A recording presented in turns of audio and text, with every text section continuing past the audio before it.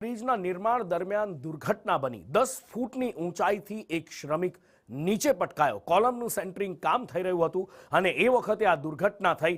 10 ફૂટની ઊંચાઈથી શ્રમિક નીચે પટકાયો અને એને હોસ્પિટલ ખસેડવામાં આવ્યો છે। કન્સ્ટ્રક્શન સાઇટ પર સુરક્ષાના નિયમોનું ઉલ્લંઘન થતું હોવાનું સ્પષ્ટ દેખાય છે।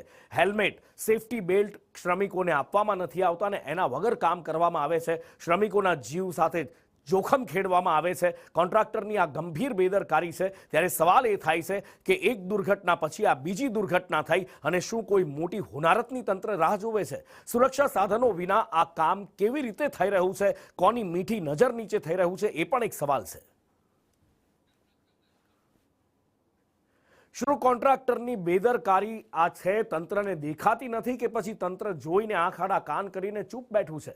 સવાલ એ પણ છે કે શું ગરીબના જીવની કોઈ કિંમત નથી? શ્રમિકના જીવની કેમ કોઈ કિંમત નથી? એની કિંમત કેમ કોઈ સમજતું નથી? સેફટી બેલ્ટ અને હેલ્મેટ કોણે ગાયબ કર્યા કે પછી અહીંયા લાવવામાં જ નહોતા આવ્યા? એ સવાલ છે।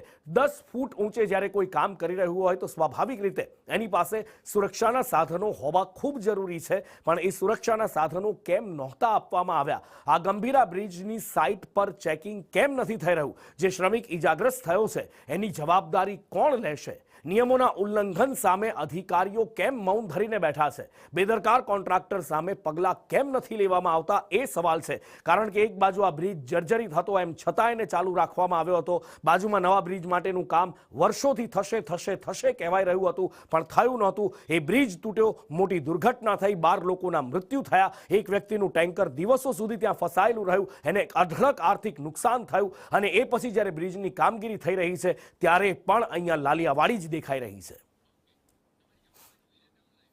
વધુ માહિતી સાથે સહયોગી સંવાદદાતા હિરેન રાવલ મારી સાથે લાઈવ જોડાયા છે। હિરેન, આ ગંભીર બ્રિજ જે તૂટ્યો એક મોટી બેદરકારી હતી, સ્વાભાવિક રીતે તંત્રની એ જીવલેણ ખામી હતી અને એ પછી પણ હજી પણ અહીંયા તંત્ર જાણે સુધરવાનું નામ જ નથી લઈ રહ્યું।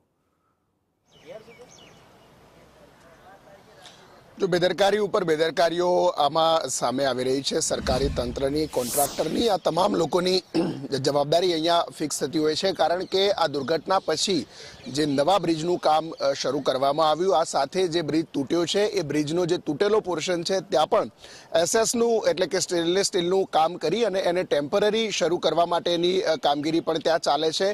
આ જગ્યા પર એટલે કે જે દુર્ઘટના બની છે ત્યાં 10 ફૂટ ઊંચેથી જ આ શ્રમિક છે તે પટકાય છે અને એને ઇજાગ્રસ્ત થાય છે। સૌથી પહેલી જવાબદારી કોન્ટ્રાક્ટરની હોય છે કે આ પ્રકારે સેફટી ઇક્વિપમેન્ટ સાથે એને વ્યક્તિને કામ કરવા રાખવું જોઈએ। ત્યાર પછીની જવાબદારી સરકારી તંત્રની છે, જે તે સંબંધિત કાર્યપાલક ઇજનેર અને સુપરવાઇઝરની હોય છે, પરંતુ સરકારી તંત્રમાં આ પ્રકારે કોઈ સુપરવિઝન કરવામાં નથી આવતું અથવા તો સુપરવાઇઝર અને આ પ્રકારના નિષ્ણાંતોની ક્યાંક કમી પણ છે। સ્ટાફ પણ નથી હોતો ને એના કારણે ચાર્જ ઉપર ચાર્જ ચાલતા હોય છે, એટલે સાઇટ વિઝિટ નથી થઈ શકતી। એના કારણે ગુણવત્તા પણ નથી જોવા મળતી અને આ બેદરકારીનો ભોગ અહીંયા શ્રમિકો કે જે માત્ર રોજે રોજના પૈસાથી પોતાનું ગુજરાન ચલાવતા હોય છે એવા શ્રમિકો આનો ભોગ બનતા હોય છે। એવી જ ઘટના આ ગંભીરામાં ફરીથી થઈ છે।